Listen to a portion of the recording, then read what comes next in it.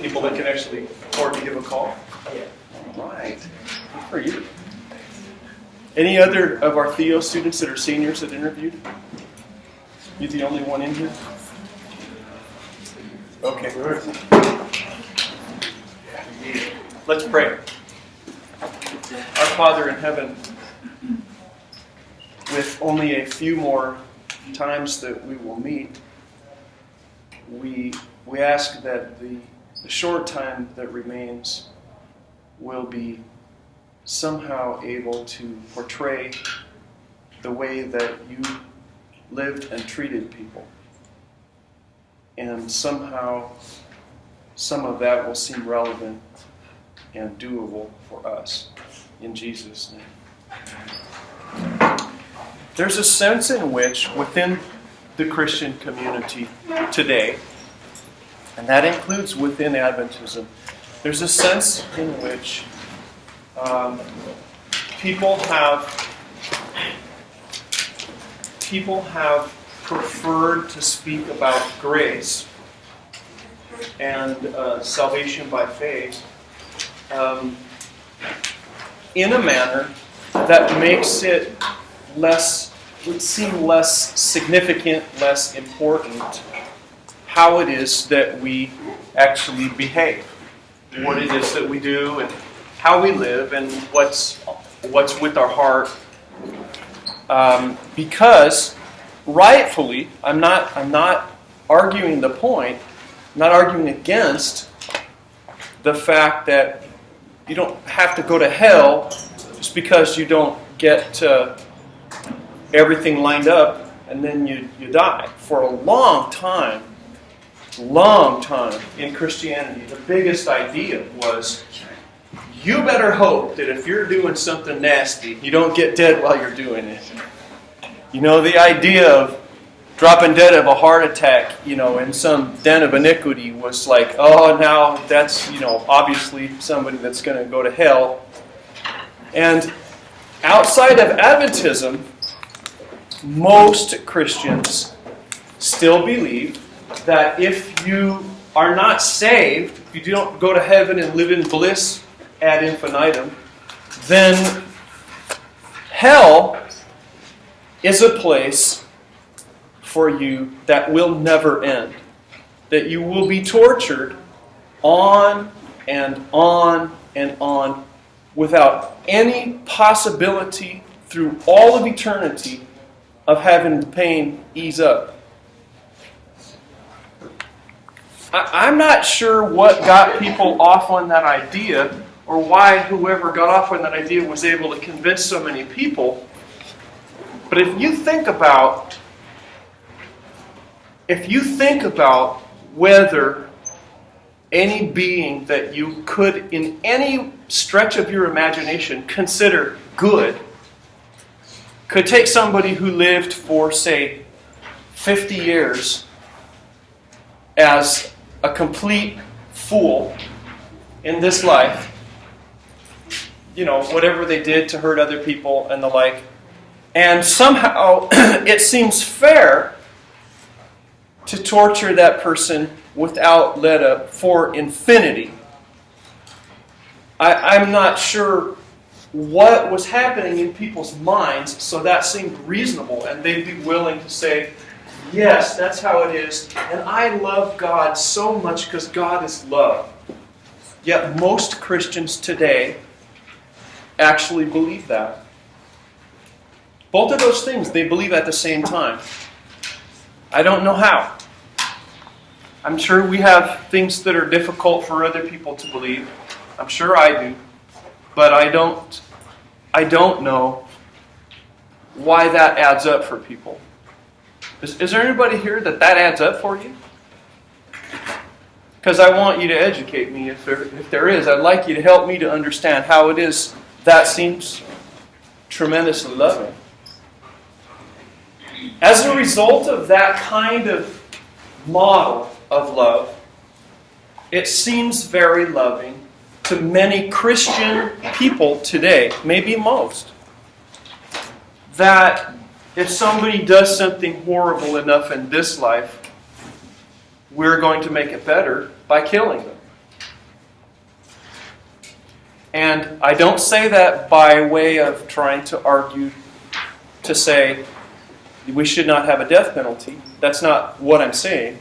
I'm just saying that it happens to be that people, many, many people in this country, their belief that we need to kill people that do horrible things, their belief that we need to make war on people who don't believe in God in other countries, that have countries that they run wrong by their definition, that the best thing, the godliest thing we can do is to go and kill them. To have police go catch people that kill other people, get them, and then kill them. It is interesting to actually look at the map of the world today and see which countries are actually willing and unwilling to kill somebody by execution for their crimes. Do you know that that's not even legal in Russia? Is that a surprise? That's against the law in Russia. They haven't done it since you were very small. In fact, there's one country in Europe where they still would execute somebody. One country in Europe. And we seem so barbaric and so bloodthirsty to the rest of the world as a country that is interesting to at least realize. Now, I still haven't said that makes it wrong to take somebody's life because they've taken somebody else's life. The trouble is that the reasons that we bring to say this is why we think this is the right thing to do, they might not check out if we research our reasons. We might say, well, this is why. And somebody could say, yeah, but that's not even true. Oh, yeah? Well, here's another reason. Well, but that's not true either. The sad case is that what I just said is very possibly how it is. People want to say that there are some good reasons to kill somebody that has murdered and shown wanton disregard for human life, special circumstances, capital murder, all that kind of thing. There's a few problems, and I don't think they should look the same through glasses of Christian ethics as they look through lenses of other ethics. I don't think any of those issues should look identical. There should be something either there that's lacking somewhere else, or lacking that is somewhere else, or else that means there's no difference between Christian ethical reasoning and other ethical reasoning. And if so, then it's silly to speak of Christian ethical reasoning. If it's absolutely no different, then why are we talking about it? Just because we don't want to be associated with other people? So, some of the reasons, and this is only a sample. I'm not picking on capital punishment for or against. It's just an exercise to show that every ethical issue that's hard to make decisions about, or should be hard, that there's things to consider rather than just the opinion you start with, or whatever your parents taught you, or whatever the loudest people or the most popular people are saying. People you admire, people you trust at church, teachers. It really doesn't matter what they think. It doesn't make it right. It doesn't matter what your family thinks. It doesn't matter what your neighbors think. It doesn't matter what your church thinks. If it isn't right, it won't make it right. Fair enough? If you ask somebody, well, why are you in support of executing criminals? And they say, and this is one of the most popular things to say, and it makes sense to say it, because it's a deterrent to keep people in the future from acting that way who would have if they didn't know they'd get killed for doing it. Well, that would make sense. if there were 1,000 murders in California in 2015, and we say we need to do something about that, so we take all of the 1,000 people that committed the murder, put them in prison, and we take the nastiest murderer, the one who did the worst things. And I've met some of those people. I've met people that have been executed because I've been responsible for taking them to court and guarding them and that sort of thing, and keeping them from killing themselves while you're trying them. Working as a sheriff's deputy, I've dealt with some notorious serial killers and actually gotten to know them so that I could characterize them and tell you many stories about some of them. And some of my impressions of their character and their psychology. But not just from reading about it, from actually knowing them and spending months with them. If we could take the most nasty, the one who cared the least about human decency and the cruelest, and then show everybody, okay, this is what happens when you kill somebody. And then we kill them. Now, I'm not arguing about whether it hurts when they die or anything like that. That's another issue. But we kill them, and we put it on TV so people can see it, and it goes viral on YouTube. Everybody gets to take a good look at it and say, good, that's what they get. So then by doing that, after we've done that in California, then the next year, we don't have any murders. No murders. They stop. 100%.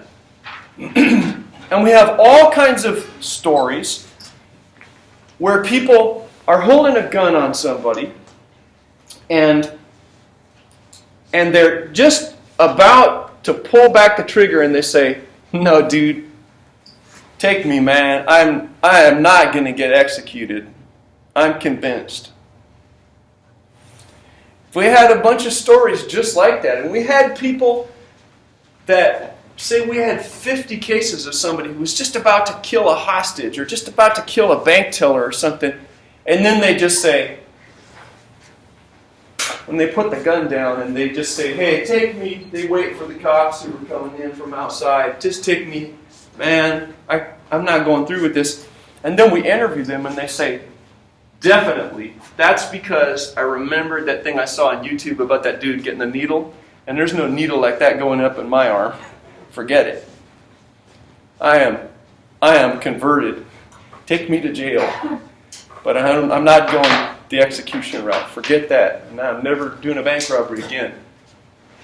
But that isn't how it goes. That's not actually true. In fact, some research suggests that it might be true that the more killing the government does, the more killing seems like an option in general for people. That's what that kind of research tends to suggest. So if we could prove that, which we can't. I mean, research suggesting something is a far, far cry from proving something. I challenge you to prove anything. Anything. It's a high standard, and we don't ever... You can't prove your own existence. I can disprove your existence in 10 minutes. No, I'm serious. Without violating any logic, I can disprove your existence the way you think you exist in 10 minutes. And your mind will never be the same. And that's just notice to use that H word whenever we think something, we're really sure of it. What is the H word? Humility. We should have intellectual humility. There are no scientists, there are no philosophers, and there are no theologians or preachers or prophets that have ever proven anything the way you typically think of what proof is. It's just nothing is actually that kind of provably true. Nothing. But it would appear that it's probably the case that when you execute people, rather than reducing crime, you're probably actually increasing crime. Violent crime, including murders, especially murders. Another reason that people give, and this would seem really important to me if somebody murdered my family. If somebody tortured, raped, and murdered everyone else in my family except me, and then we caught this person and they're saying, yeah, I did, and what of it, man? I was an escapee serving a life sentence, and I don't care. I just don't care.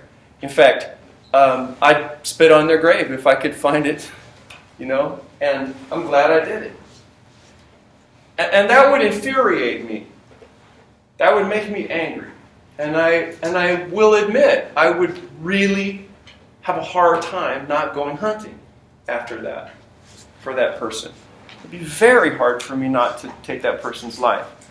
And if I found out that that person was going to get injected, or shot, or hung, or electrocuted, or die in the gas chamber with cyanide, then I'd want to be there to see it. I would. And I think many of you would too. In fact, part of me would prefer to be the one to actually push the plunger or flip the switch. There's a part of me that's like that. But here's the thing. We make this bargain, or we say we have this bargain that's implied with people who have been victimized. There's nothing we can do to restore them. There's nothing we can do to put it back so that the people they love are now not gone. They're still gone.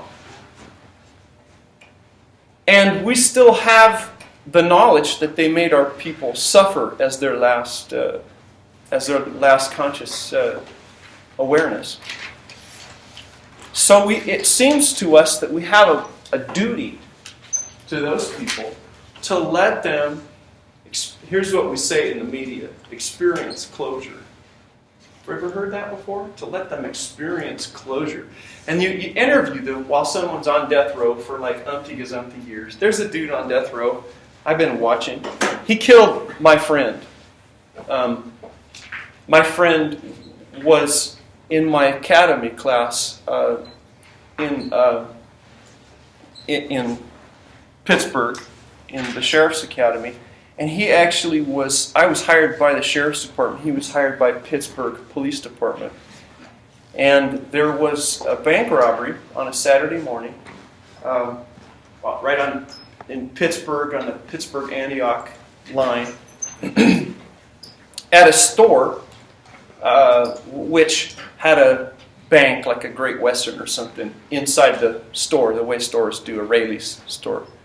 And it's the store where, when I was in the academy for 6 months, it was close to where my apartment was, and that's where I went to go get my groceries to make my lunches for the next day. And so this guy goes in on a Saturday morning. They've got some little kid fair with bales of hay and balloons and stuff out in the parking lot. Two dudes go in with guns, and they hold up this bank and bang on somebody with the end of their guns, and then they go get in a car. I think it was stolen from someone in the lot. I think they pulled them out and drove it away.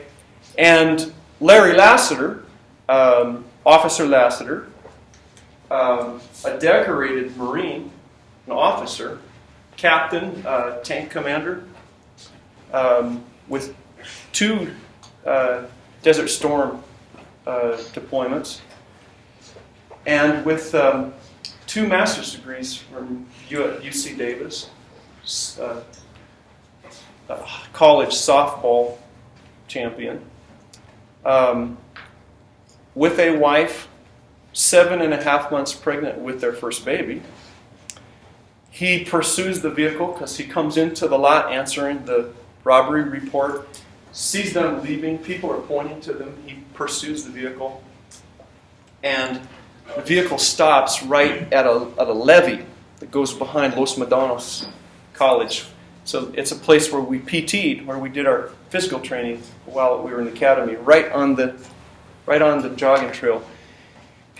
They pulled the car up there and high-centered it, ditched it, and took off on foot, ran. And there were lots of houses right over on the other side of the levee. And if those people hopped one of the fences, little 4-foot fences, they hop one of those fences and they can get into the houses where there's people on Saturday, and take hostages and hurt people. And so Lassiter deems it important to pursue them, chases them in, and they disappear. One of them had climbed a fence, gone through the yard and out the front and into the neighborhood, but the other one was laying down in the weeds on his back, holding his weapon toward Officer Lassiter. And Officer Lassiter drew his weapon, and there was nothing for cover, nothing for concealment. And as he approached the grass area where the person was in the tall grass, they could see him. He couldn't see them. They shot him right in the neck, and it severed his brainstem with the first shot. And he was dead. His organs functioned when they put him on a machine for a few days so they could donate them. But this kid was 18 years old. And I've seen the things that the dude puts online from San Quentin. And he brags that he's a cop killer. And there's a bevy of death row bunnies that love to fall in love with these guys and try to arrange all kinds of visits with them and all that. And they write and they want to marry them and everything. And he's on there talking about what a big dude he is, having taken down that officer. And so it feels to me like when I hear that dude has been injected and he's gone, it feels to me like it's going to feel better. Like it's going to make it better, and I'm going to have closure. But here's the funny thing. That never happens. Even when people walk out of San Quentin after they've witnessed the execution and they say, finally, we have closure. You check in with those people in a few months. It does not make people feel better. It makes people feel worse. One reason that it might be that they feel worse is that they placed some sort of hope in feeling better after that happened. And once it happens, then they're kind of numb from it, but they have confidence still that now they can start to heal. But they don't. It doesn't help them heal.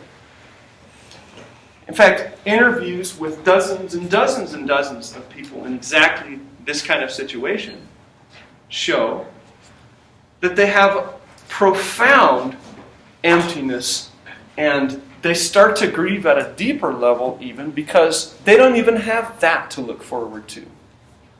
It takes away all that they had. So, ironically, and I can only believe this cognitively. I can't believe that, I can't picture it working with the people that I've known that have been killed. I can't picture it actually working in me. But ironically, the claim is when people find a way, now get this, it's hard for me to even say, when they find a way to actively love that person who has taken their loved one away, they experience healing to a degree that nothing else can offer. Now, none of that seems to make sense. None of that makes sense. I can't find the logic in it. But when you actually get data, when you go and see what happens when these things occur, you find that people that do that experience a reawakened joy in their life, that they feel less victimized, that they feel like they have more power in the situation, that they feel less general psychiatric load from what has occurred. But I have trouble picturing myself loving the guy that killed Larry Lasker. I have trouble imagining that. All I can see is what a funny guy he was. He was a real joker. He was a small guy. He was tough as nails, but he was, maybe 5'3" or so. And he was faster than anybody. He could run like the wind. And when we'd come back into the locker room after PT, he could be in the little space between the lockers and the ceiling. He could get up on things, and he would scare you, and he would be, make a funny face like a little kid. Life was pretty serious to him, but he didn't take it very seriously. He was just a hoot. I keep seeing that when I try to picture love in this guy. If Christian ethics actually has a difference, if there is actually anything to it that isn't to other kinds of ethics, it ought to be something that puts the sense into that research. Maybe Christian ethics could explain some of the reasons that people feel better when they do actually what Jesus says. Doesn't Jesus say? Now, this is easier as a memory verse than as something to do with that idiot at San Quentin right now. But doesn't Jesus say, love your enemies? Well, I would consider that guy an enemy. Shoot, I want to consider him an enemy. I don't even have another box I want him in. Now, how am I supposed to love him? What do I do? What do I do to love this guy? We can say it. Oh yeah, well we do. Really? So you come home and you find your family is all dead, and you well, don't worry. I'm a Christian. I have Christian ethics, not like regular generic ethics. I have Christian ethics, not worldly ethics. God makes it so that all I have in my heart for the people that did that is love. Do you picture that happening to you? Does that seem real to you? What do we do to make it real? It doesn't seem real to me either. Except when it happens. Except when I see it happen. Except when I experience it happening. But how do I get it to? How can you make it happen? And if you can't make it happen, is it fake? This is good talk. It's cool. You speak in cones like some sort of a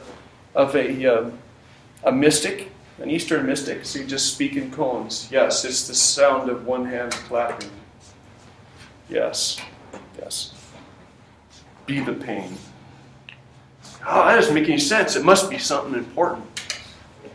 What is it that could make us actually love our enemy? What would make us actually do it? Pray for them. You pray for them. What would you pray? That they die a miserable death, and that there is, in fact, unlike the Adventists believe, an ever-burning hell? Not that. I don't know that. What would you say? That you come to experience Christ's love.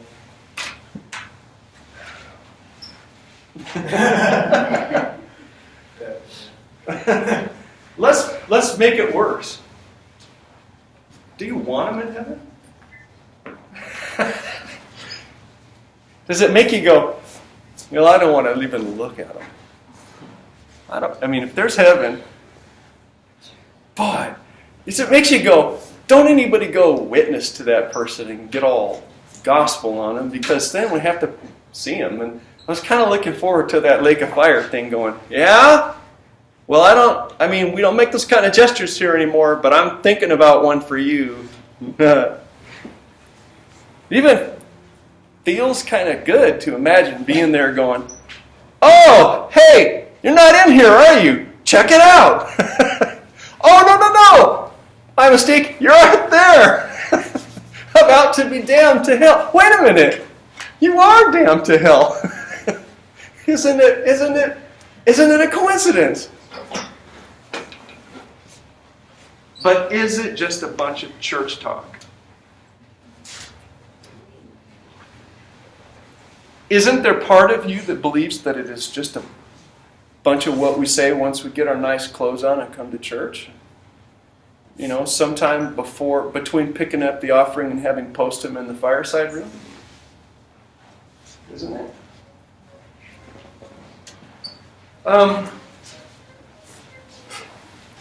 At the very end of this book, the very end of the book,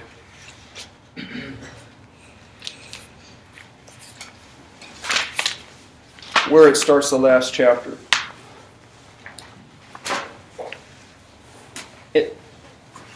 it talks about really interesting stuff. Tell me it's not interesting when you make the title of the chapter Sex, Money, and Power. Okay, well, I got my attention, and you look at it and you go, well, first of all, there's no pictures. I expect that in some sort of religion class. There's no pictures in a book called Sex, Money, and Power. There would be on even CNN online or People magazine or something. There'd be pictures if they talked about this. YouTube, just words on the screen. I don't think so. There'd be pictures. But it says that what Christian ethics is about is the regular stuff. The regular kinds of things. The part where you live, the part where you have money in your wallet or you don't, the part where you're trying to figure out how to be safe, the part where you're trying to figure out what's the best way to have family. And I'm here to tell you that you don't just have family automatically. Because if you do, if you have family like on autopilot, or you do anything in your life on autopilot, it's gonna be mediocre. In fact, the worst thing you can think about when you were growing up, you'll find out how to act that way even more often towards your kids and your spouse, unless you do something on purpose. So Christianity, if it has any business in our actions and in the way that we live,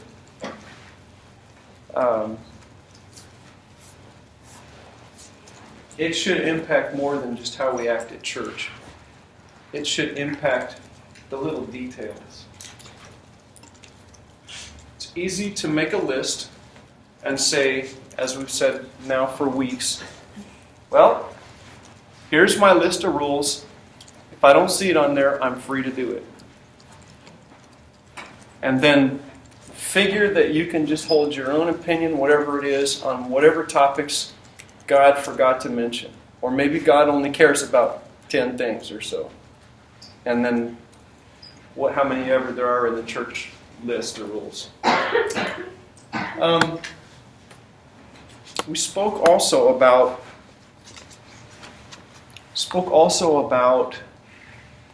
more than one way that people experience religion and believing what's right and morality. We talked about how when you're 10 years old, you're going to behave differently than when you're 50 years old if you keep growing.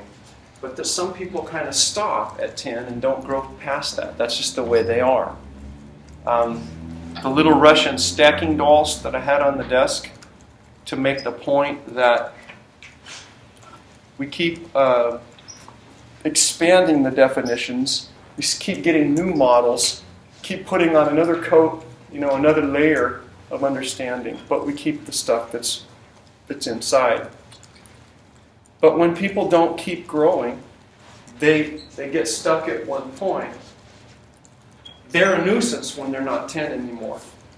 When you're trying to do something and they're hauling out something that you figured out better than that when you were 9, and here they're 39 or 49, then they get to be a nuisance because they criticize your behavior. Ever known anybody at church that criticizes your behavior, or that you go, well, don't do that in front of them?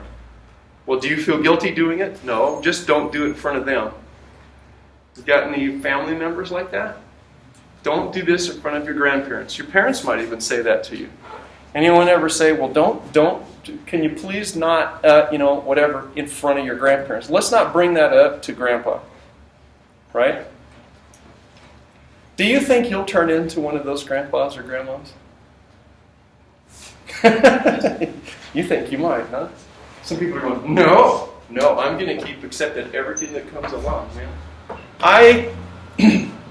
I resolved to always be against people that were against things when I was much younger. And I have to keep reminding myself that if I find something that younger people are doing that's just aesthetically displeasing to me, I have to avoid saying, man, even God must hate that, That kind of music is just rank, I can remember going on and I was talking about something.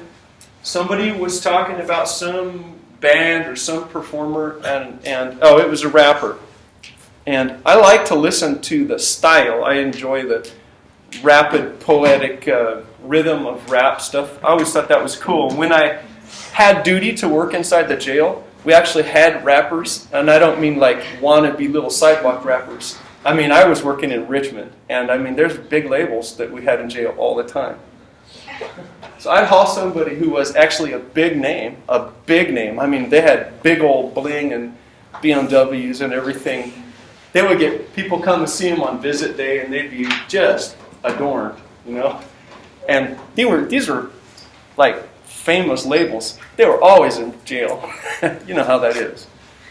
I'd haul them out, bring them up to the deputy station, and because they didn't want to be in their cell in the middle of the night anyway. They were up, and somebody in there that they didn't even want to be in with. I'd haul them out, sit in a chair, and I'd say, give them some paper and say, okay, you can stay out as long as you're writing me a rap, and then you do it for me before you go back in. And so big rappers wrote me raps and rapped them privately. And I thought, this is kind of cool to get paid pretty well for this. But I heard somebody rapping about something that was, the activity that the rap was describing was disgusting by all of our standards. It was like really, it involved somebody raping their own mother. And don't tell me you've never heard of rap that does that, because most of you have. So I'm listening to that, and I go right into sermon mode, and somebody says, do you actually understand the song? I said, I don't need to understand something that filthy and debased and satanic. And they said, no, did you just look at the lyrics, like from the start to the finish? I don't. And I started like the broken record thing, and I said, and this is somebody half my age,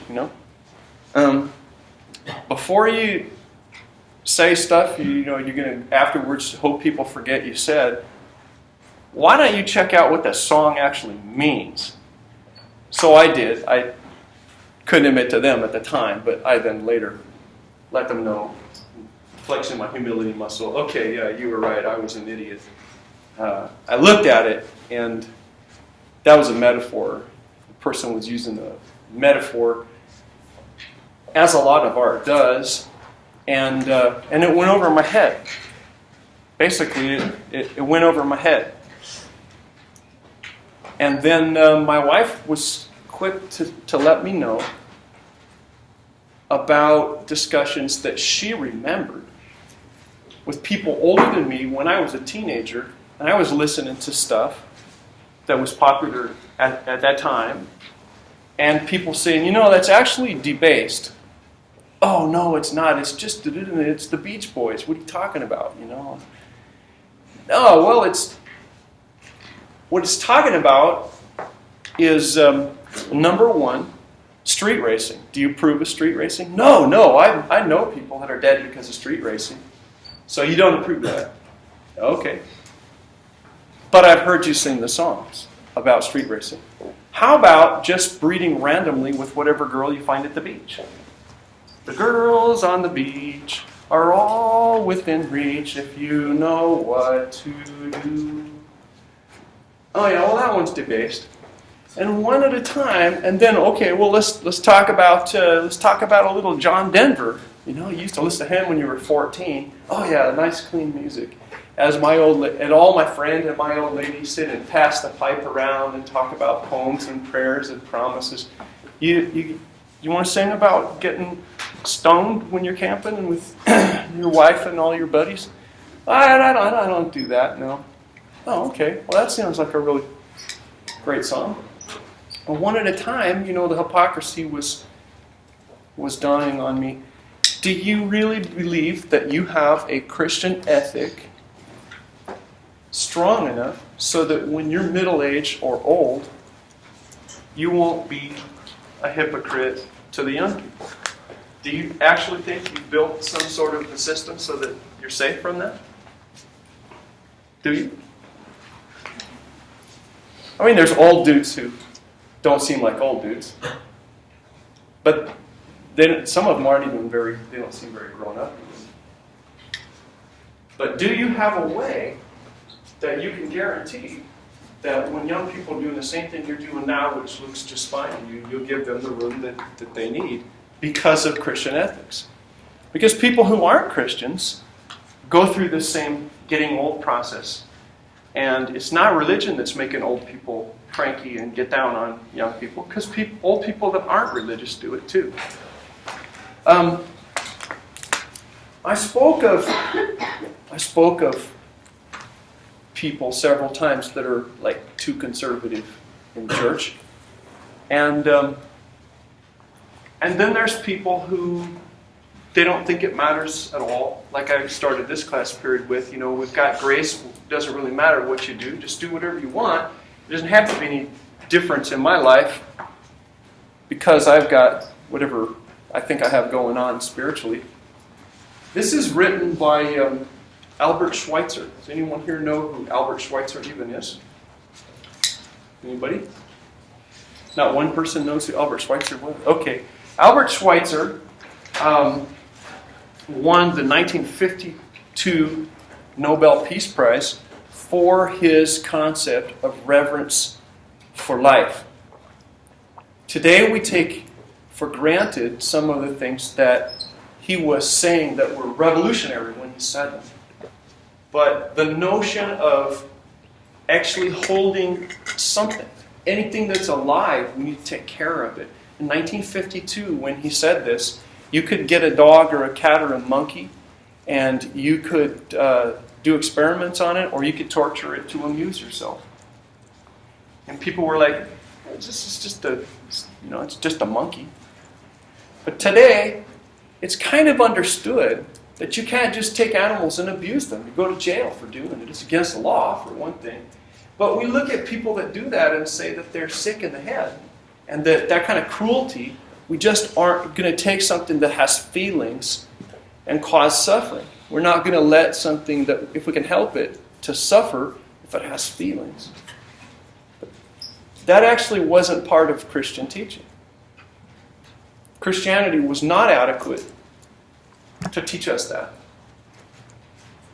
In fact, a lot of times it's the most Christianized religious people in the United States that like to criticize the liberal, bleeding heart lefties, commie pinkos, threatening our way of life if they start talking about things like animal rights and that sort of thing. Give me a big steak. I'm a redneck. I want to kill something.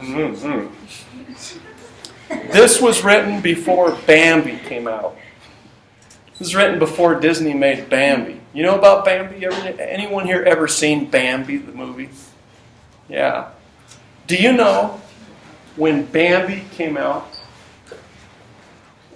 that it cut hunting in half? I kid you not. That's how elevated and intellectual this country is. That's all it took was a cartoon of a talking deer. And that was it. I kid you not. That was like half of the hunting just went right in the American toilet from a cartoon about a talking deer. And they all vote. They vote. Albert Schweitzer. He was a medical missionary. He was a great physician and a philosopher. He lived from 1875 to when I was 3 years old. He died in 1965, and he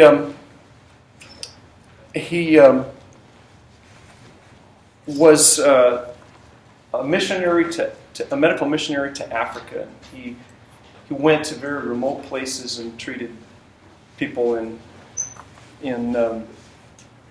places where there was no modern medicine.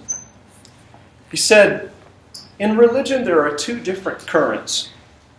One free from dogma, that's like doctrine and law keeping and all that, and one that is dogmatic. That which is free from dogma bases itself on the preaching of Jesus. The dogmatic bases itself on the creeds of the early church and the Reformation. The religion free from dogma is to some extent the heir of rationalistic religion. It is ethical, limits itself to the fundamental ethical verities and endeavors so far as is in its power to remain on good terms with thinking. It wants to realize something of the kingdom of God in the world. It believes itself identical with the religion of Jesus.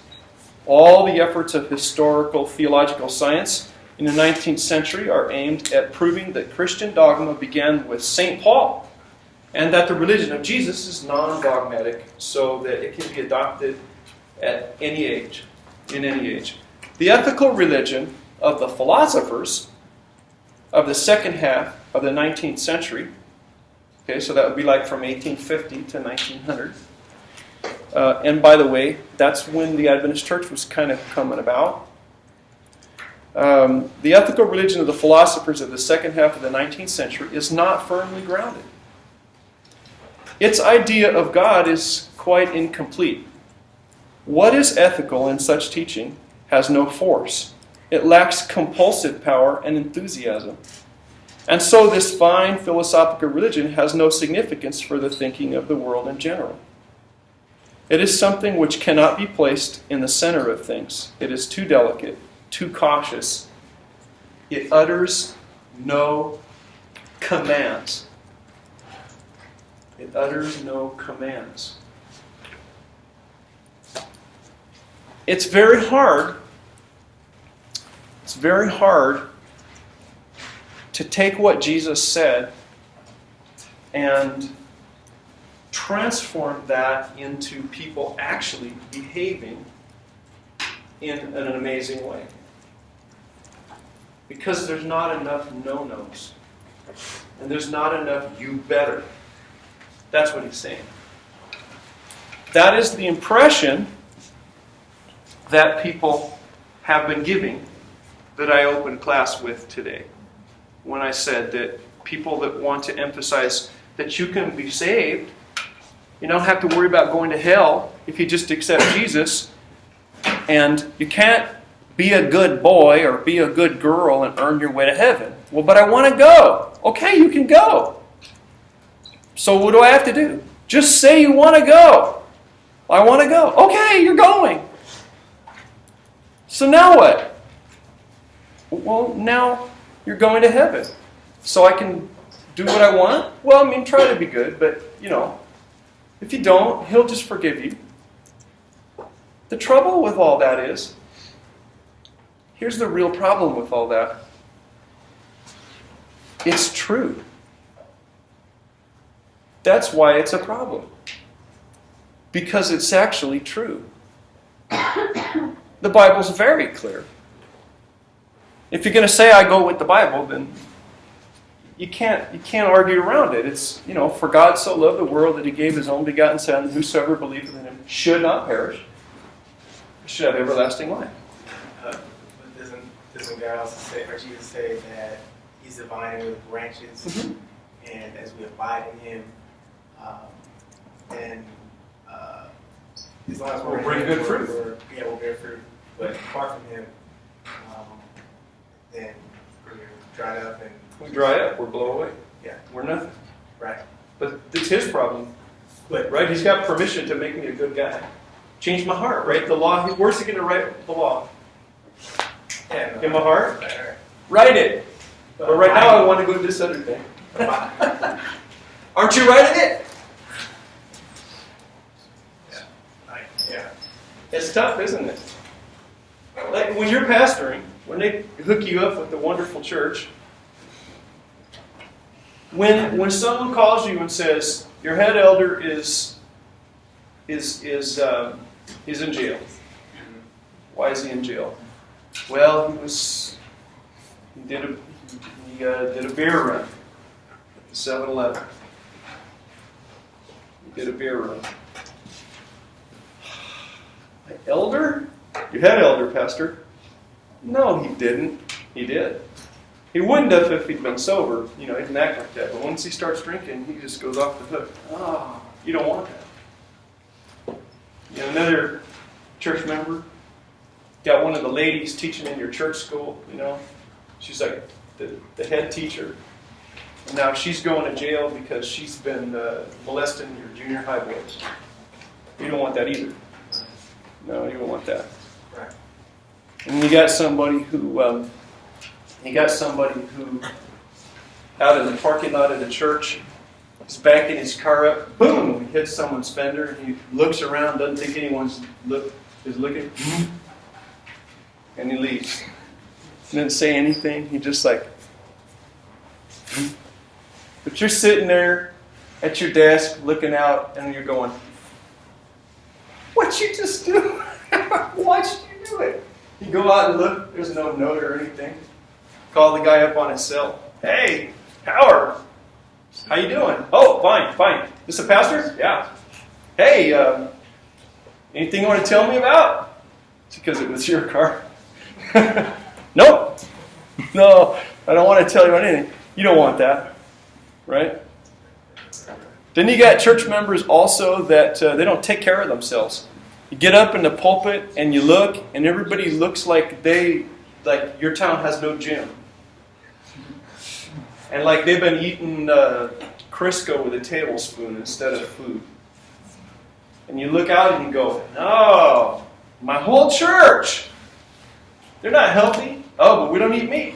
"No, but you got 5-pound block of cheese chewing at it as you drive.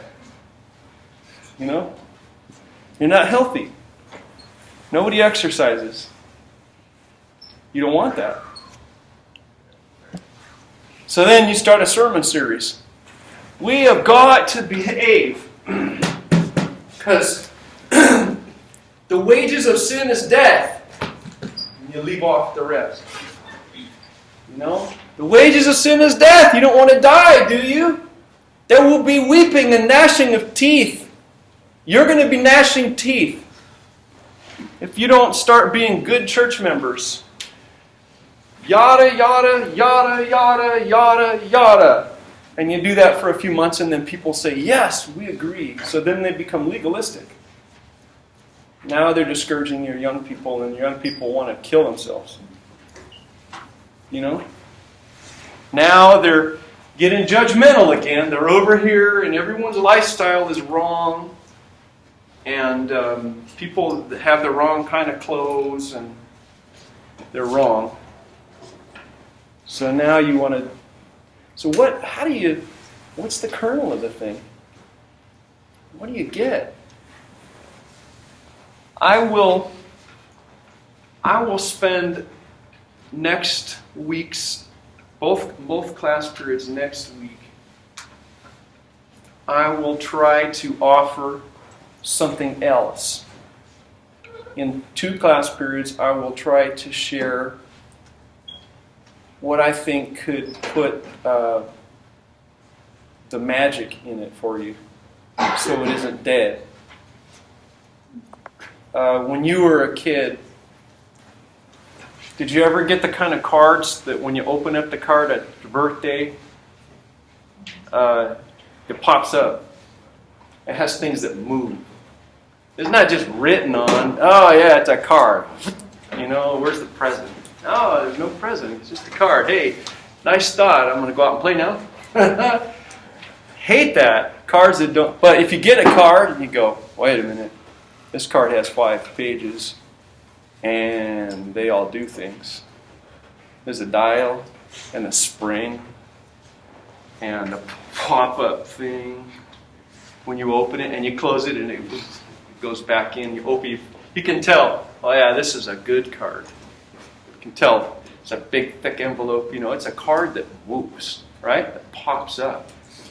You know how that is. You know that's different. You know that was $6.70 instead of $2.90. You know, they put out for that one, or maybe it's $12 now. I don't know.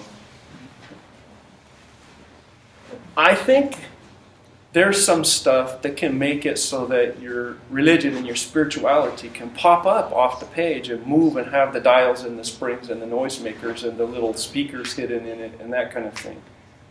And I could give you some hints about that if you want next week, because what I think is happening is something that Paul speaks about and is predicted. And he was seeing it in his day too. There were people who had what he called a form of godliness, denying at the same time the power thereof. They didn't have any power. They had a fancy car in their church driveway with no motor. I mean, they had wheels and spinning hubcaps, and they had pipes, and they had fancy stereo and big old subwoofers and the whole 9 yards, but when you put the key in, it didn't make any noise. And you couldn't go anywhere unless you pushed it. So that's why we come up short, because we have nothing for real a lot of times. If you already have something that's vibrant and magic and real, and you go around curing the sick, and you go around doing, you read what Jesus does, and if you put that in a Harry Potter movie, you'd call it magic. Would you not? I mean, there's some cool tricks that Jesus does in the Gospels. Now, if you don't believe he was doing them, you got a lot of other things you should stop believing too. At least believe the cool stuff. Why would you disbelieve the cool stuff and then you're hanging on to the stuff that this doesn't get you anywhere? I mean, but if you do believe in the cool stuff, then do it. Where is it? Is that what you go to church to see? I'm going. Just one time you went to church for a funeral, and the pastor just started doing the funeral and said, you know what? He's got kids and everything. Get up! And the dude in the coffin sits up and he says, someone, you have some food? You were planning a meal to say goodbye to him? Let's have a meal to welcome him back. You would not miss next week. You would want to see what happened next. In fact, I think if the pastor was, he took had church at the beach, and the pastor sort of just walked out, and I'm not talking with a skimboard or anything or a wakeboard. He just walked out, so that everybody could see him standing up on the waves and was talking. You'd say, I want to know what he's going to say, because I hope he's going to say how to do that. And if he could turn himself invisible And everyone's going, whoa, where'd he go? You know, like he's up on the platform and he says some things that make even the deacons mad. And they're going, oh man, I'm going to go talk to that pastor. And he steps aside from the pulpit, boom, and he's invisible and you can't see. He just goes right out the back and go, I am not missing church next Sabbath. I don't know what he's coming up with next, but I am not going to miss that. So where is that stuff? In the meantime,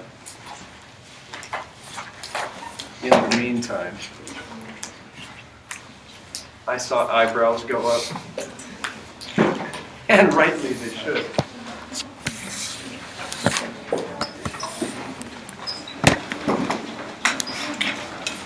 I'll go do the back.